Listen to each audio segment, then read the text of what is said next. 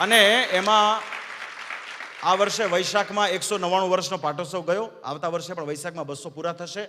પણ સંપૂર્ણ સંસ્થા અને મોટેરા સંતોએ ગયા વર્ષે લક્ષ્મીનારાયણ દેવના ઉત્સવમાં એવું ડિક્લેર કર્યું કે ભાલ પ્રદેશ છે, વૈશાખમાં ગરમી બહુ પડતી હોય છે.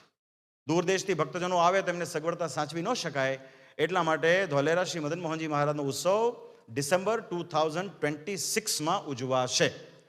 અને એની પછી જૂનાગઢની અંદર વિરાજમાન શ્રી રાધારમણ દેવ અને સિદ્ધેશ્વર મહાદેવ. આ કળિયુગની અંદર જ્યાં વિજ્ઞાન ના પડે ને ત્યાં આસ્થા શરૂ થાય. આજે કોઈ નિસંતાન દંપતી હોય અને પુત્ર કે પુત્રીની પ્રાપ્તિ ન થતી હોય, પણ એ બહુ શ્રદ્ધાપૂર્વક ભગવાન સ્વામિનારાયણ પધરાવેલા સિદ્ધેશ્વર મહાદેવની માનતા માને, મહાપૂજા કરે તો એ સિદ્ધેશ્વર મહાદેવ એ દંપતીને પણ બાળક આપે. એવો આપણો સંપ્રદાયનો ઇતિહાસ. રાધારમણ દેવ છે, જબરદસ્ત સોરઠની અંદર સત્સંગના શ્રી ગણેશ ત્યાંથી થયા છે. અને ત્યાર પછી મહારાજને પોતાનું ઘર માનીને રહ્યા છે ગોપીનાથજી મહારાજ. એનો ભવ્ય ઉત્સવ આવશે. તો આ બધા ઉત્સવ બેક ટુ બેક આવશે. તો આને આપણે એક ભગવાનની કૃપા સમજીએ કે જો સાથે મળી અને આ ઉત્સવને જો આપણે મળીને ઉજવીશું ને તો ડેફિનેટલી મહારાજે કીધું ને કે અમારા છેલ્લે મહારાજે શું આજ્ઞા કરી આપણે બધાને? અમારા દાખલા સામુ જોજો. અપાર કષ્ટ સહન કરી પરમહંસોએ માન અપમાન સહન કરી માર ખાધા છે, પણ ભગવાનને રાજી કરવા માટે એ જમાનામાં ટાચા સાધનો હતા. એવામાં પણ સંપ્રદાય સ્થાપ્યો છે. આ સંપ્રદાય કાંઈ સંપત્તિ બનાવવા માટે નથી, કે મોટી સંસ્થા બનાવવા માટે નથી, કે પોતાનું રજવાડું ઊભું કરવા માટે નથી, કે પોતાની રીતે પોતાના એંગલથી સત્સંગ બતાવવાની વાત નથી. બહુ અટપટું હોય છે. આમાં તત્વ પકડવાની, એલિમેન્ટ્સ પકડવાની જરૂર છે. શ્રીજી મહારાજ કે દૂધનું તત્વ છે ને શું છે ખબર છે? હવે એને આંખથી જુઓ સફેદ દેખાય, નાકથી જુઓ સુગંધવાન જણાય, ત્વચાથી અડો ટાઢુંનું જણાય, જીવાથી અડો તો સ્વાદવાળું ગણાય, પણ એ દૂધનું તત્વ નથી. દૂધને ગરમ કરો, રવાઓ, દહીં કરો, એને વલોવો, એમાંથી માખણ કાઢો, એને તાવો, એમાંથી જે ઘી નીકળે, દૂધનું તત્વ છે. એમ સંપ્રદાયને 4 પ્રકારના શાસ્ત્રે કરીને સંપ્રદાયને સમજવાની વાત છે. આ બધી બહુ તત્વની વાત છે, પણ કમસે કમ થોડો ઘણો એનો અભ્યાસ હોવો જોઈએ. નાનકડી વસ્તુ લેવા જઈએ છીએ, મોબાઈલ વગેરે, એમાં કેટલો તપાસ કરીએ છીએ, કેમ કે ગાંઠના પૈસાથી લઈએ છીએ તો બધું પૂછીએ છીએ 10 જણાને, આ ગાડી કેવી છે, માઇલેજ કેવી આપે છે, ફલાણું છે. તો આ સંપ્રદાય બાપ દાદાનો છે, આપણો કલ્યાણનો છે. આનું થોડું ઘણું જ્ઞાન હોવું જોઈએ, એવી મારી ખાસ ભલામણ. અંતમાં વડતાલની 2 વાત કરીશ. વડતાલની અંદર છેલ્લા 2 દાયકાની અંદર ભગવાન શ્રી હરિની કૃપાથી શ્રીજી મહારાજ અમને એવું સૌભાગ્ય પાયું છે કે વડતાલની અંદર 20-21 વર્ષની અંદર 960 ત્યાગી સંતોને દીક્ષા અપાવવાનું સૌભાગ્ય ભગવાને અમને અપાયું છે. અનેક મંદિરો થયા છે. ગયા વર્ષે મેં 45 જેટલા મંદિરોની પ્રતિષ્ઠા કરી. કેટલા? 45.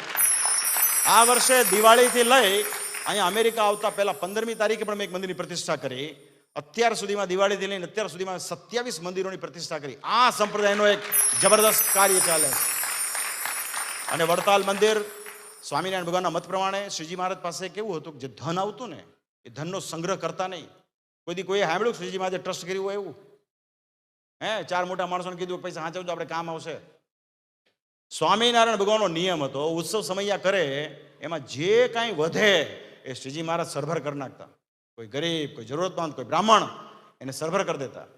તો એ ન્યાય વડતાલની અંદર જે ધન આવે છે, મને બહુ ખુશી થાય છે કે ધનનો જે સદુપયોગ થાય છે. વડતાલ સંસ્થા છેલ્લા 8 વર્ષથી શ્રી સ્વામિનારાયણ જનરલ હોસ્પિટલ ચલાવે છે, એ પણ નિઃશુલ્ક. મોટી સરકારોને પણ નિઃશુલ્ક ચલાવવામાં કઠણ પડે.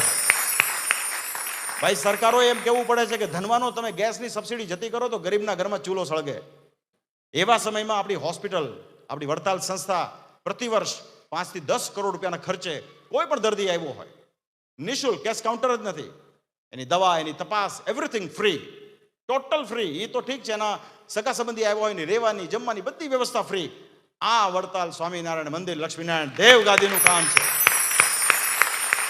સાથોસાથ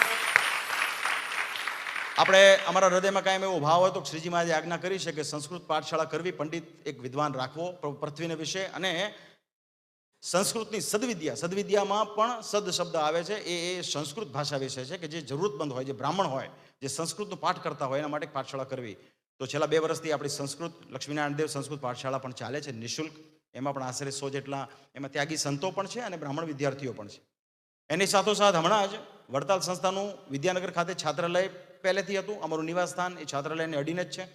એ છાત્રાલયનું કાર્ય વડતાલ સંસ્થાએ શ્રી નિત્ય સ્વરૂપ સ્વામીને સોંપ્યું અને ત્યાં પણ આશરે 800-900 કહેતા 1000 જેટલા વિદ્યાર્થીઓ નિઃશુલ્ક રહીને વિદ્યાભ્યાસ કરી શકે એવું છાત્રાલય પણ વડતાલ સંસ્થાએ નિર્માણ કરાવ્યું છે.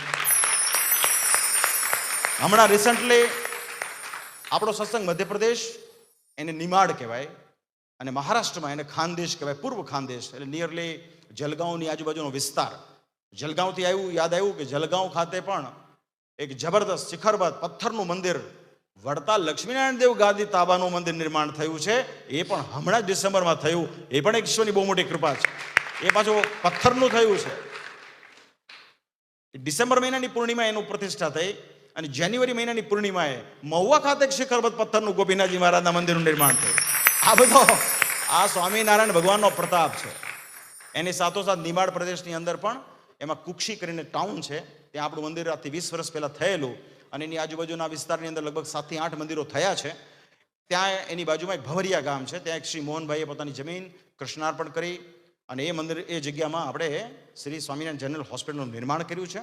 હમણાં એના લાભાર્થી અમે ત્યાં ગયા હતા, હનુમાનજીની કથા હતી અને જાન્યુઆરી મહિનામાં એનું ઉદ્ઘાટન છે.